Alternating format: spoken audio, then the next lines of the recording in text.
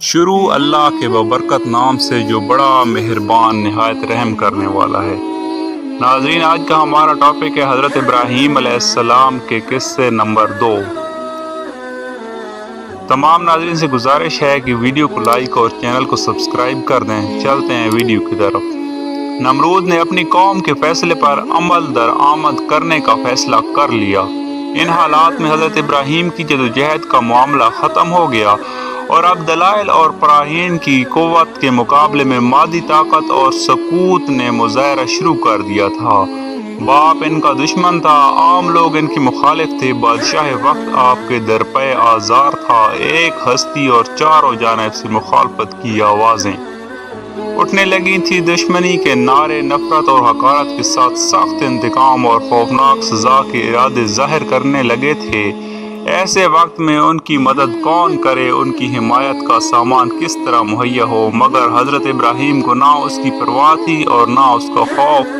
وہ اس طرح بے خوف و خطر اور ملامت کرنے والوں کی ملامت سے بے نیاز اعلان حق میں ڈٹے رہے، سرشار و دعوت شدید ہدایت میں مشغول رہے۔ البتہ ایسے نازک وقت میں جب تمام مادی سہارے ختم، دنیاوی اسباب ناپیدار اور حمایت و نصرت کے ظاہری اسباب منعقود ہو چکے تھے، حضرت ابراہیم کو اس وقت بھی ایسا زبردست سہارا حاصل تھا جو تمام سہاروں کا سہارا اور تمام نصرتوں کا ناصر کہا جاتا ہے، اور وہ خدائے واحد کا سہارا تھا۔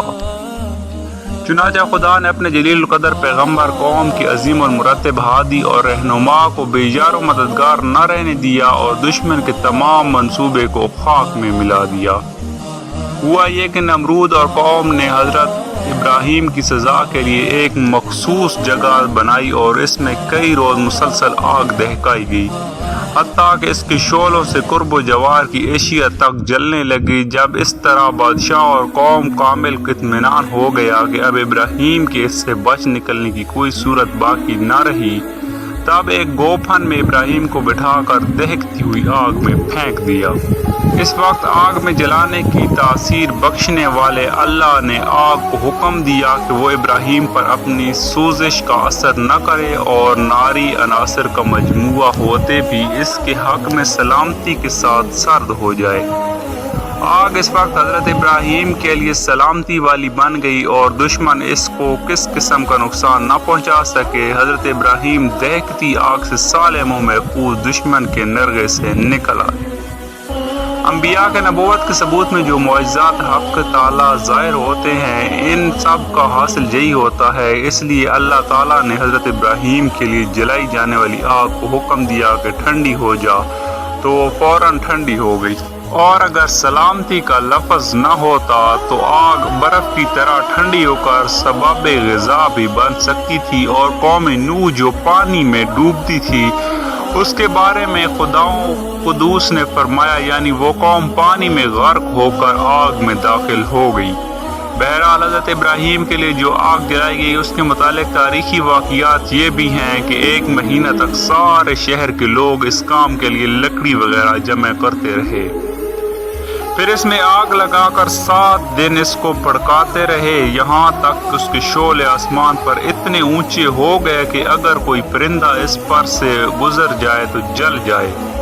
اس وقت ارادہ کیا کہ حضرت ابراہیم کو اس میں ڈالا جائے، تو فکر ہوئی کہ ڈالیں کیسے، اس کے پاس تک جانا کسی کے بس میں نہ تھا۔ کہتے ہیں شیطان اس موقع پر کام آیا اور اس نے گوفن میں رکھ کر پھینکنے کی ترکیب بتائی۔ جس وقت اللہ کے پیغمبر ابراہیم گوفن کے ذریعے اس آگ کے سمندر میں پھینکے جا رہے تھے، تو مفسرین لکھتے ہیں سب سے پہلے سارے فرشتے، زمین و آسمان کی مخلوق چیخ اٹھے کہ یا رب، آپ کے خلیل پر کیا گزر رہی ہے۔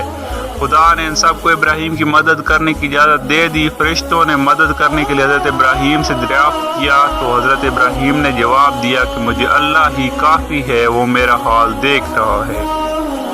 مفسرین مزید لکھتے ہیں کہ اس موقع پر جبرائیل نے عرض کیا، آپ کو میری کسی مدد کی ضرورت ہے تو میں خدمت انجام دوں؟ جواب دیا کہ حاجت تو ہے، مگر آپ کی طرف نہیں بلکہ اپنے رب کی طرف۔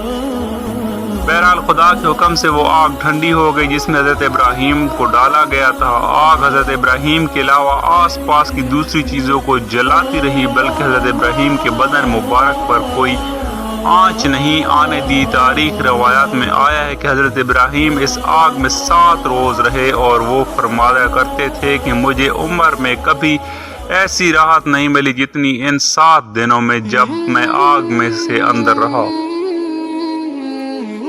وہ لوگ جو اس واقعے کو تسلیم نہیں کرتے ان کے لیے مفسرین لکھتے ہیں کہ آج سائنس کی دریافت پر فضا میں ایسی گیسیں موجود ہیں جن کے بدن پر اثر کرنے سے آگ کی سوزش سے محفوظ رہا جا سکتا ہے، تو گیسوں کے پیدا کرنے والے خالق کے لیے کون سا امر مانے ہے کہ نمرود کی دہتی آگ میں ان کو ابراہیم تک نہ پہنچنے دیا اور اس طرح آگ کو حضرت ابراہیم کے لیے سلامتی والا بنا دے۔ اس طرح کا ایک اور معجزہ حضرت ابراہیم کی ذات سے وابستہ ہے کہ جب حضرت ابراہیم نے خدا سے درخواست کی کہ مجھے اس کا مشاہدہ کرا دیجئے کہ آپ مردوں کو کس طرح زندہ کریں گے، چنانچہ جواب میں خدا نے فرمایا کہ اس درخواست کی کیا وجہ ہے؟ آپ کو ہماری قدرت کاملہ پر یقین نہیں؟ وہ ہر چیز پر حاوی ہے۔ جواب میں حضرت ابراہیم نے عرض کیا کہ یقین کیسے نہ ہوتا، اللہ تیری قدرت کاملہ کے مظاہرہ ہر لحظہ ہر آن مشاہدہ میں آتے رہتے ہیں، اور غیر و فکر کرنے والے کے لیے خود اس کی ذات اور کائنات کے ذرہ ذرہ میں اس کا مشاہدہ ہوتا ہے، لیکن انسانی فطرت ہے کہ جس کا مشاہدہ ہو خواہ وہ کتنا ہی یقینی ہو، اس میں سے اس کے خیالات منتشر رہتے ہیں کہ یہ کیسے اور کس طرح ہوگا۔ یہ ذہنی انتشار سکون قلب و اطمینان میں خلل انداز ہوتا ہے، اس لیے یہ مشاہدہ کی درخواست کی گئی کہ احیاء مرگ کی مختلف صورتوں اور کیفیتوں میں انتشار واقع نہ ہو، قلب کو سکون و اطمینان حاصل ہو جائے۔ چنانچہ خدا نے ان کی درخواست قبول فرما کر ان کے مشاہدے کی ایک ایسی عجیب صورت تجویز فرمائی جس نے منکرین قیامت اور بعد میں زندہ ہونے والے تمام شعبات و خدشات کے اضلاع کا مشاہدہ ہو جاتا ہے۔ وہ صورت یہ تھی کہ آپ کو حکم دیا کہ 4 پرندے ایسے اپنے پاس جمع کر لیں، پھر اس کو پاس رکھ کر خود سے ہلا لیں کہ وہ ایسے ہل جائیں، آپ کے ہلانے سے آ جایا کریں اور ان کی پوری شناخت بھی ہو جائے۔ یہ شبہ نہ رہے کہ شاید کوئی دوسرا پرندہ آ گیا ہے۔ پھر ان 4 کو ذبح کر کے ہڈیوں پڑوں سمیت ان کا گوشت کیما کر کے ان کے کئی حصے کر دیں، اور پھر اپنی تجویز سے مختلف پہاڑوں پر اس قیمے کا ایک حصہ رکھ دیں۔ پھر ان کو بلائیں تو وہ اللہ کی قدرت کاملہ سے زندہ ہو کر دوڑے دوڑے آپ کے پاس آ جائیں گے۔ چنانچہ حضرت ابراہیم نے ایسا ہی کیا، پھر ان کو پکارا تو فوراً ہڈی سے ہڈی، پر سے پر اور گوشت سے گوشت مل کر سب اپنی اپنی اصلی حیت میں زندہ ہو کر دوڑتے ہوئے حضرت ابراہیم کے پاس آ گئے۔ چنانچہ اس موقع پر خدا نے فرمایا، اے ابراہیم، قیامت کے روز اسی طرح اجزاء و اجسام کو جمع کر کے ایک دم سے ان میں جان ڈال دوں گا۔ اپنی قوم کو لگاتار تبلیغ کرنے کے باوجود قوم نے آپ کا پیغام سننے اور اسے اپنانے سے انکار کر دیا، اور ساری جدوجہد کے نتیجے میں صرف 2 اشخاص آپ پر ایمان لائے، ایک آپ کے چچا زاد بہن اور سارا، اور دوسرے آپ کے بھتیجے حضرت لوط علیہ السلام۔ جب آپ نے دیکھا اور شہر میں ان کی تبلیغ پر کوئی دھیان نہیں دیتا، خدا کے اس پیغام کو سننے اور اس پر عمل کرنے کے لیے کوئی تیار نہیں، تب آپ نے اس شہر ہجرت کرنے کا ارادہ کر لیا۔ چنانچہ آپ نکلے، آپ کا ساتھ اس وقت صرف حضرت سارا اور حضرت لوط نے دیا۔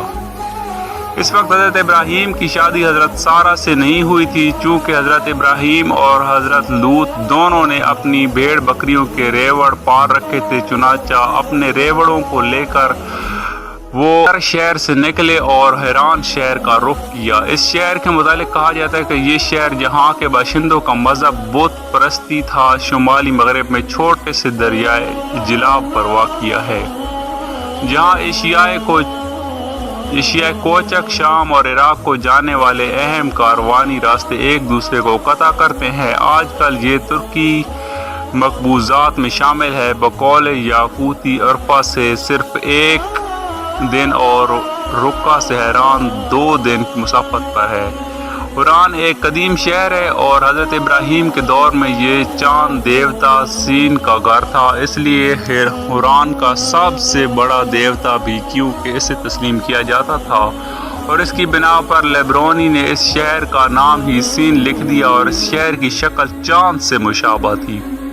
حران شہر پر عربوں نے حضرت فاروق اعظم رضی اللہ عنہ کے عہد خلافت میں بغیر لڑائی کے قبضہ کیا تھا، اور اس دور میں یہ شہر یاسر مصر کے اہم ترین شہروں میں سے تھا۔ البتہ دروزی سے لکھا ہے کہ شہر نے ایاد بن غنم کے آگے ہتھیار ڈالے تھے۔ حضرت عمر بن عبدالعزیز نے طب کے ایک مدد سے کو سکندریہ سے حوران میں منتقل کر دیا۔ ثانی نے یہاں سکونت اختیار کر کے اسے امور سلطنت کا دارالحکومت بنا دیا۔ حوران کی پہلی مسجد اس کے عہد میں تعمیر ہوئی۔ بقول یعقوبی، مروان نے اپنا محل اس نظام پر بنایا جو باب البین کہلاتا تھا، اور اس کی تعمیر پر 1 کروڑ درہم خرچ کیے تھے۔ جب بنو عباس نے عراق اور ایران پر قبضہ کر لیا تو مردان ثانی عباسی فوج سے جنگ کرنے کے حوران ہی سے 12,000 لشکر لے کر روانہ ہوا تھا۔ ہارون الرشید نے درجہ جلاب سے حران تک ایک نہر ہی بنوائی تھی۔ عباسی عہد کے آغاز یہ شہر مترجمین کے ایک اہم مکتب کا گڑھ تھا۔ مشہور مترجم اتبانی بھی حوران کا اہم باشندہ تھا۔ یہ شہر جمیلوں کا بھی اہم مرکز تھا۔ سلطان نور الدین زنگی نے اس شہر پر 544 ہجری میں قبضہ کیا۔ سلطان صلاح الدین ایوبی نے اپنے عہد میں شہر کی جامع مسجد کی توسیع کی، کیونکہ عہد میں مسلمانوں کی تعداد زیادہ ہو گئی تھی۔ ہجری 587 میں صلاح الدین نے حوران اپنے بھائی ملک العادل کو پیش کر دیا، جس نے قلعے کو از سر نو تعمیر کرایا۔ عالم اسلام کے مشہور عالم دین امام ابو تیمیہ یہیں پیدا ہوئے۔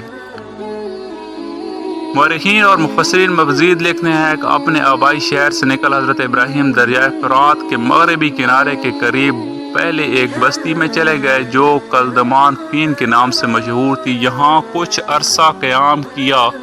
حضرت لوط اور حضرت سارہ آپ کے ساتھ تھے، اور کچھ دنوں بعد یہاں سے نکل کر آپ حوران شہر کی طرف روانہ ہو گئے اور دین حنیف کی تبلیغ شروع کر دی۔ یہ بھی کہا جاتا ہے کہ حضرت سارہ سے شادی آپ نے اسی شہر میں کی۔ ساتھ اس عرصہ میں آپ برابر اپنے باپ آزر کے لیے بارگاہ الہی میں استغفار کرتے اور اس کی ہدایت کے لیے دعا مانگتے رہے، اور یہ سب کچھ اس لیے کیا کہ وہ نہایت رقیق القلب، رحیم اور بہت ہی نرم دل اور بردبار تھے۔ اس لیے آزر کی جانب سے ہر قسم کی عداوت کی، اور آزاروں کے باوجود انہوں نے آزر سے یہ وعدہ کیا کہ اگرچہ میں تجھ سے جدا ہو رہا ہوں اور افسوس کہ تو نے خدا کی رشد و ہدایت پر توجہ نہ دی، تاہم میں برابر تیرے حق میں خدا سے مغفرت کی دعا کرتا رہوں گا۔ آخر حضرت ابراہیم کو وحی الہی نے مطلع کیا کہ آزر ایمان لانے والا نہیں ہے، اور یہ ان اشخاص میں سے ہے جنہوں نے اپنی نیک استعداد کو فنا کر کے خود کو اس کا مصداق بنا لیا ہے، یعنی اللہ نے مہر لگا دی ان کے دلوں پر اور ان کے کانوں پر اور ان کی آنکھوں پر پردہ ہے۔ حضرت ابراہیم کو جب یہ معلوم ہو گیا تو آپ نے آزر سے اپنی برات کا صاف اعلان کر دیا کہ جو امید میں نے لگائی تھی وہ ختم ہو گئی، اس لیے اب استغفار کا سلسلہ بے محل اس سلسلے میں قرآن مجید کا کہنا ہے۔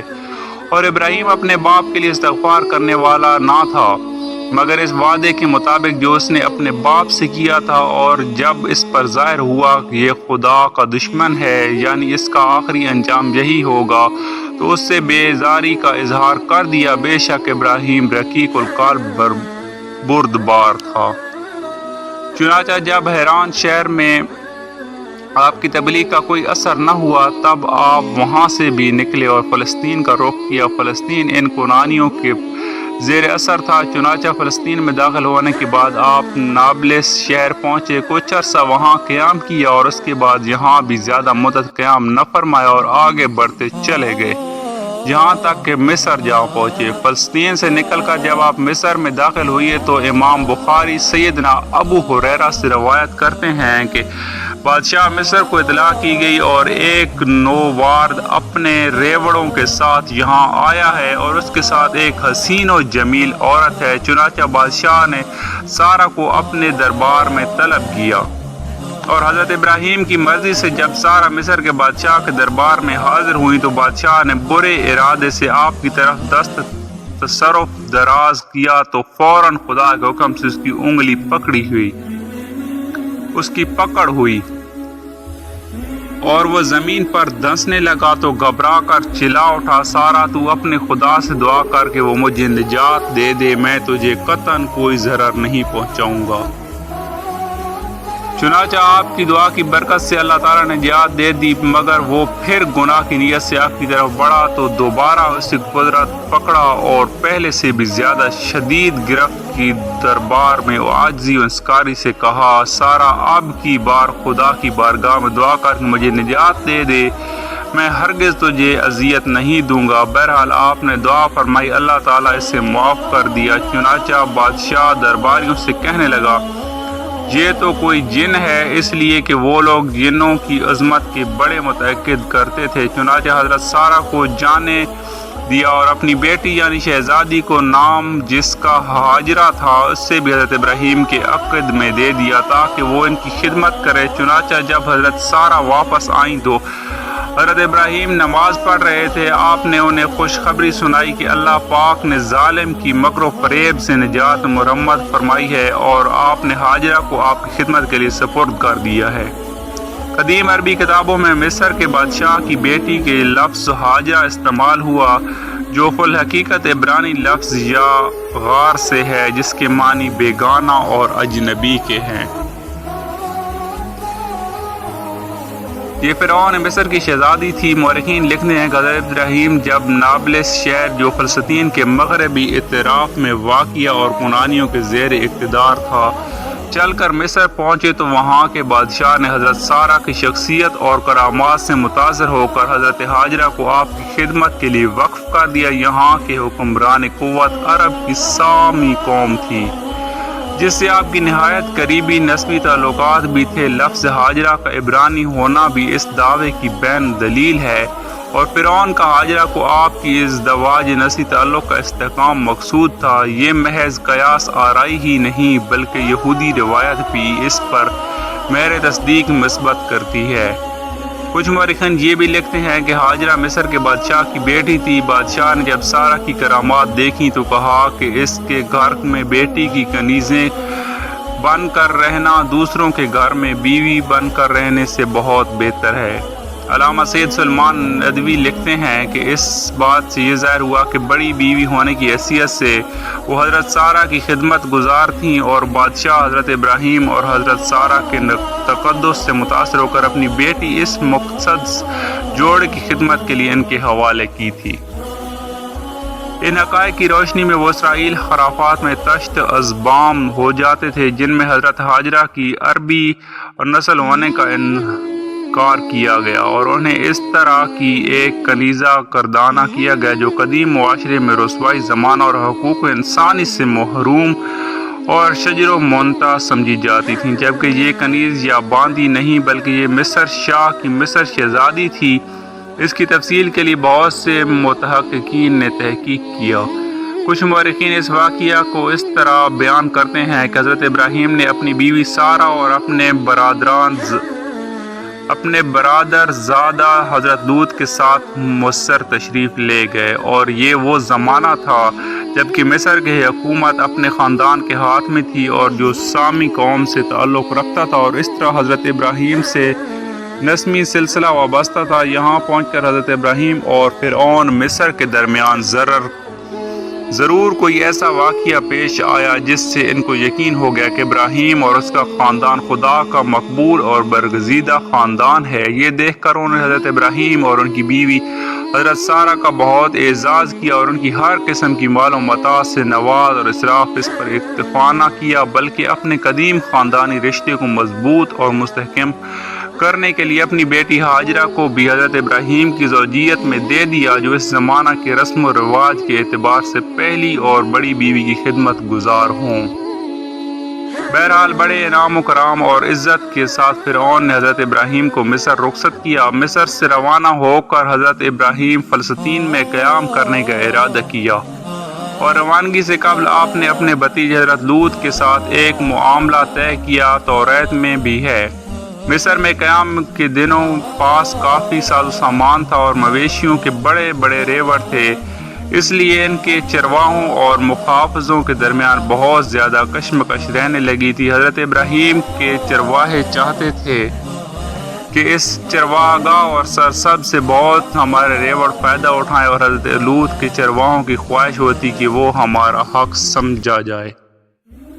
حضرت ابراہیم نے اس صورتحال کا اندازہ کر کے حضرت لوط سے مشورہ کیا، اور ان دونوں کی صلاح سے یہ طے پایا کہ باہمی تعلقات کی خوشگواری اور دائمی محبت و الفت کی بقا کے لیے ضروری ہے کہ حضرت لوط مصر سے ہجرت کر کے شرک و اردن کا علاقہ بدم اور امورہ چلے جائیں اور وہاں رہ کر دین حنیف کی تبلیغ کریں اور حضرت ابراہیم کی رسالت کا پیغام حق سناتے رہیں۔ اور حضرت ابراہیم پھر واپس فلسطین چلے گئے اور وہاں رہ کر اسلام کی دین و تبلیغ سر بلند کریں۔ چنانچہ یہ فیصلہ ہونے کے بعد مصر سے نکلے اور فیصلے کے مطابق اپنے ریوڑ اور اپنے اہل خانہ کو لے کر حضرت لوط اور دن کے علاقے بدوم اور امورہ کی طرف چلے گئے، اور وہاں انہوں نے تبلیغ کا کام شروع کر دیا، جبکہ حضرت ابراہیم فلسطین میں داخل ہوئے اور وہاں آپ نے قیام کر لیا۔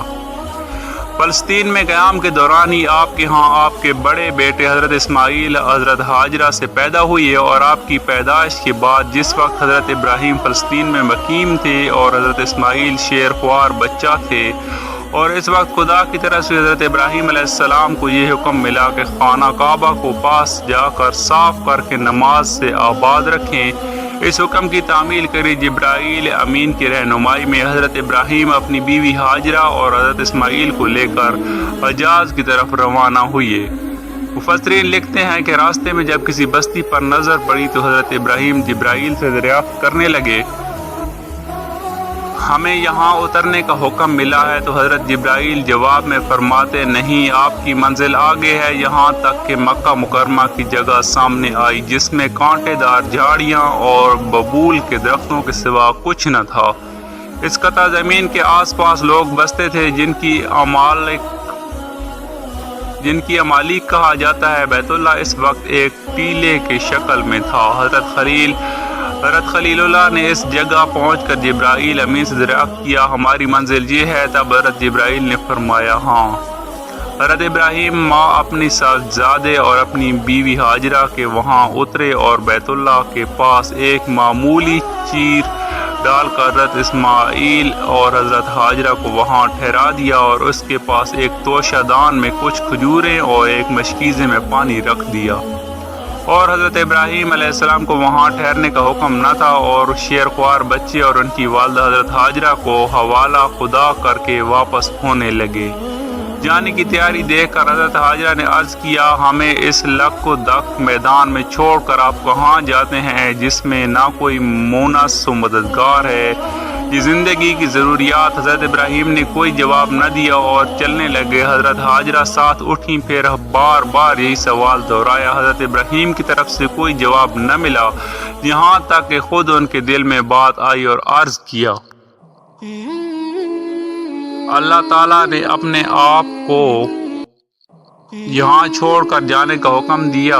تب حضرت ابراہیم نے فرمایا، یہ حکم مجھے خدا کی طرف سے ملا ہے۔ یہ سن کر حضرت ہاجرہ نے کہا استقامت سے فرمایا، تو پھر آپ شوق سے جائیں، جس خدا نے آپ کو یہ حکم دیا وہ ہمیں بھی ضائع نہیں کرے گا۔ حضرت ابراہیم کی حکم خداوندی وہاں چل کھڑے ہوئے، مگر شیرخوار بچہ اور اس کی والدہ کا خیال لگا ہوا تھا۔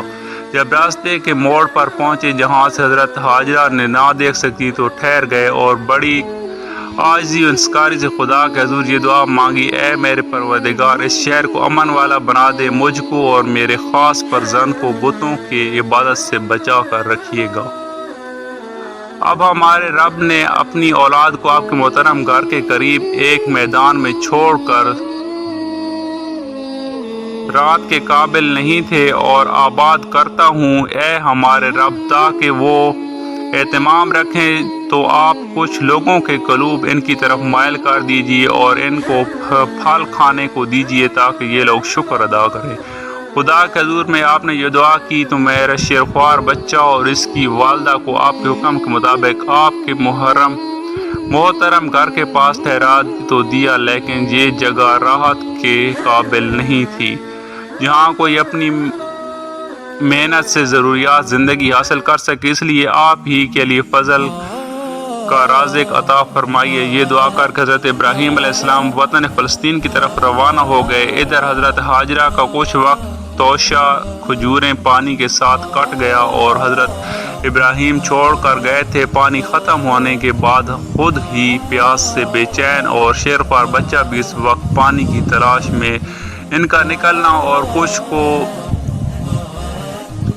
اور کبھی کوہ صفا پر اور کبھی کوہ مروہ پر چڑھنا اور ان دنوں کے درمیان دوڑ کر راستہ طے کرنا تاکہ حضرت اسماعیل آنکھوں کے سامنے آ جائیں اور مسلمانوں میں معروف ہے، اور حج میں صفا مروہ کے درمیان صحیح کرنا آج تک کسی کی یادگار ہے۔ اس واقعے میں حضرت جبرائیل امین کا بحکم خداوندی وہاں پہنچنا اور چشمہ زمزم کا جاری کرنا اور پھر قبیلہ جرہم کے کچھ لوگوں کا وہاں جا کر آباد ہو جانا اور حضرت اسماعیل کے جوان ہونے کے بعد قبیلہ جرہم کی ایک لڑکی سے شادی ہو جانا، یہ سب صحیح بخاری کی روایات میں تفصیل کے ساتھ حضرت اسماعیل کے واقعات میں تفصیل موجود ہے۔ کہتے ہیں حضرت ابراہیم اپنی بیوی اور بچے سے ملنے کے لیے فلسطین سے حجار کی سرزمین یعنی مکہ آیا کرتے تھے، اور ایک روز حضرت ابراہیم حسب عادات حضرت ہاجرہ کی ملاقات کے لیے مکہ مکرمہ میں پہنچے تو دیکھا کہ حضرت اسماعیل ایک درخت کے نیچے بیٹھے ہوئے تیر بنا رہے ہیں۔ چنانچہ حضرت اسماعیل اپنے والد ماجد حضرت ابراہیم کو دیکھ کر کھڑے ہو گئے۔ ملاقات کے بعد حضرت ابراہیم نے اپنے فرزند کو مخاطب کر کے فرمایا، مجھے اللہ تعالیٰ نے ایک کام کا حکم دیا ہے کہ تم اس میں میری مدد کرو گے۔ لائق اور تابع فرمان فرزند نے عرض کیا،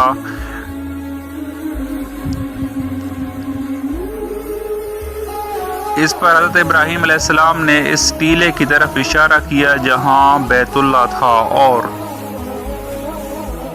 کہا کہ مجھے اس کی تعمیر کا حکم ملا ہے۔ بیت اللہ کی حدود اربع حق تعالیٰ نے حضرت ابراہیم کو بتا دیے۔ چنانچہ دونوں باپ بیٹے اس کام میں لگے تو بیت اللہ کی قدیم کا بنیادی نکل آئیں۔ بعض روایات حدیث اور تاریخ میں مذکور ہے کہ بیت اللہ پہلے سے موجود تھا، کیونکہ تمام آیات میں کہیں بیت اللہ کی جگہ بتلا دینے کا ذکر آیا، کہیں اس کو پاک صاف رکھنے کا ذکر ہے، یہ کہیں مذکور نہیں کہ آج کوئی نیا گھر تعمیر کروانا ہے۔ اس سے معلوم ہوا کہ بیت اللہ کا وجود اس واقعہ سے پہلے موجود تھا، پھر طوفان نوح کی وقت منہدم ہو گیا اور اٹھا لیا گیا، صرف بنیادیں موجود ہیں۔ حضرت ابراہیم علیہ السلام حضرت اسماعیل علیہ السلام کعبہ کے پہلے بانی نہیں بلکہ بنائے سابق کی بنیادوں پر جدید تعمیر ان کے ہاتھوں میں ہوئی۔ اب رہا یہ معاملہ کہ پہلی تعمیر کس نے اور کس وقت، اس میں کوئی صحیح اور قولی روایت حدیث کی منقول نہیں۔ اہل کتاب کی روایات میں جس سے معلوم ہوتا ہے سب سے پہلے ان کی تعمیر حضرت آدم اور اس دنیا میں آنے سے پہلے ہی فرشتوں نے کی تھی، پھر حضرت آدم نے اس کی تجدید فرمائی، یہ طوفان نوح تک باقی رہا۔ طوفان نوح میں منہدم ہونے کے بعد حضرت ابراہیم اور حضرت اسماعیل علیہ السلام نے عرصر نوح تعمیر فرمائی، اور اس کے بعد اس تعمیر میں شکست و ریخت تو ہمیشہ ہوتی رہی مگر منہدم نہیں ہوئی۔ چنانچہ خدا نے بیت اللہ کو یہ خاص فضیلت بخشی کہ وہ ہمیشہ مرجع خلائق بنا رہے گا اور وہ لوگ بار بار اس کی طرف جانے اور لوٹنے کی آرزو مند رہیں گے۔ حضرت مجاہد رضی اللہ عنہ نے فرمایا کہ کوئی آدمی اس کی زیارت سے کبھی سیر نہیں ہوتا بلکہ ہر مرتبہ پہلے سے زیادہ اور زیادہ طواف کا شوق لے کر لوٹتا ہے۔ بعض علماء نے فرمایا کہ قبول حج کے معاملات میں سے ہے کہ وہاں سے لوٹنے کے بعد پھر وہاں جانے کا شوق دل میں پائے، چنانچہ عام طور پر اس کا مشاہدہ کیا جاتا ہے کہ پہلی مرتبہ جتنا شوق زیارت بیت اللہ کا ہوتا ہے دوسری مرتبہ کے لیے اس شوق میں اضافہ ہوتا ہے۔ یہ معجزہ بیت اللہ کی ہی خصوصیت ہو سکتی ہے، ورنہ دنیا کے بہتر سے بہتر مناظرہ کو انسان ایک دو مرتبہ دیکھ لینے کے بعد سیر ہو جاتا ہے اور 5-7 مرتبہ دیکھنے کے بعد دیکھنے کا دھیان بھی نہیں آتا، اور یہاں تو نہ کوئی خوش منظر جگہ ہے اور نہ وہاں پہنچ کر کچھ آسان ہے، نہ وہاں دنیا کے کاروبار کی کوئی اہمیت ہے، اس کے باوجود لوگوں کے دل میں اس کی تڑپ ہمیشہ موزن رہتی ہے۔ باری رقوم خرچ کر کے سینکڑوں مشقتیں جھیل کے وہاں پہنچنے کے بعد منتشاک رہتے ہیں۔ اس کے علاوہ خدائے حرام خدا نے حرام مکہ کو جائے امن بنا دیا، اور جائے امن بنا دینے سے مراد لوگوں کو یہ حکم دیتا ہے کہ حرم محترم کو عام قتل و قتال اور انتظام سے بالا رکھیں۔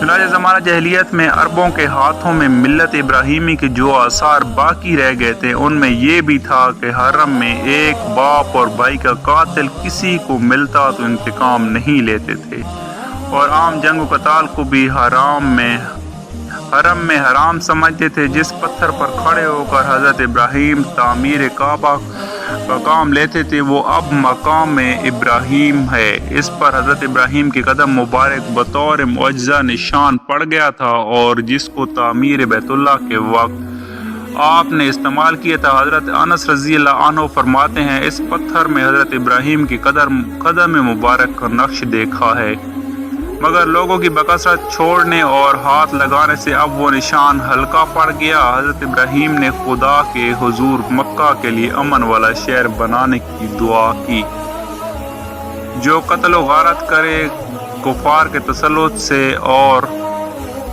آفات سے مامون و محفوظ رہے۔ حضرت ابراہیم کی یہ دعا قبول ہوئی، اور مکہ ایسا آباد شہر ہو گیا کہ اس کی اپنی آبادی کے علاوہ ساری دنیا کا مرجع بن گیا۔ اطراف عالم سے مسلمان وہاں پہنچ کر اپنی سب سے بڑی سعادت سمجھتے ہیں، اور مامون محفوظ بھی ہو گیا، اور بیت اللہ کے مخالف کسی قوم و کسی بادشاہ کا اس پر تسلط نہیں ہو سکا۔ اصحاب فیل کا واقعہ جو قرآن پاک میں مذکور ہے، انہوں نے بیت اللہ پر حملے کا قصد کیا تو پورے کا پورا لشکر تباہ و برباد کر دیا گیا۔ دعا ابراہیمی کے مطابق اللہ تعالیٰ نے اس شہر کو ایک مامون شہر اور تمام دنیا کے امن کی جگہ قدرتی طور پر بنا دیا، یہاں تک کہ دجال کو بھی حرم میں داخل ہونے کی قدرت نہ ہوگی۔ ایک اور حضرت ابراہیم نے یہ دعا فرمائی کہ اس شہر کے باشندوں کو پھلوں کا رزق عطا فرما کہ مکہ و مکرمہ اس کے پاس کی زمین نہ کسی باغ و چمن کی متحمل تھی، نہ وہاں دور دور تک پانی کا نظام و نشان تھا، مگر حق تعالیٰ نے دعا ابراہیمی کو قبول فرمایا، اور مکہ کے قریب ہی طائف کو ایسا خطہ بنا دیا کہ جس میں ہر طرح کی بہترین پھل بکثرت پیدا ہوتے ہیں اور مکہ مکرمہ آ کر فروخت ہوتے ہیں۔ بعض اسرائیل روایت میں ہے کہ طائف دراصل ملک شام کا خطہ تھا، جس کا بحکم خداوندی جبرائیل امین نے شام سے عرب میں منتقل کر دیا۔ حضرت ابراہیم نے یہ بھی دعا مانگی کہ اپنی آئندہ نسل کی فلاح دنیا اور آخرت کے واسطے میری اولاد میں ایک رسول بھی بھیج دیجیے جو لوگوں کو آپ کی آیات تلاوت کر کے سنائے اور قرآن و سنت کی تعلیم دے، اور آپ کو ظاہری و باطنی راوی سے پاک کرے۔ اس میں حضرت ابراہیم علیہ السلام نے اس رسول کے لیے اپنی اولاد میں ہونے کی اس لیے دعا فرمائی کہ اول تو یہ اپنی اولاد کے لیے یہ سعادت اور شرف ہے، دوسرے ان لوگوں کے لیے فائدہ یہ بھی ہے کہ رسول جب انہی کی قوم اور برادری کے اندر ہوگا تو اس کے چال چلن، سیرت اور حالات سے یہ لوگ بخوبی واقف ہوں گے، کسی دھوکے فریب میں مبتلا نہ ہوں گے۔ حدیث میں ہے کہ حضرت ابراہیم کی یہ دعا کا جواب اللہ تعالیٰ کی طرف سے یہ ملا کہ آپ کی دعا قبول کر لی گئی، اور اس دعا کے نتیجے میں ان سرزمینوں میں آپ میں کی نسل حضور پاک صلی اللہ علیہ وسلم کو مبعوث فرمایا۔ پارٹ 3 کے لیے انتظار کریں۔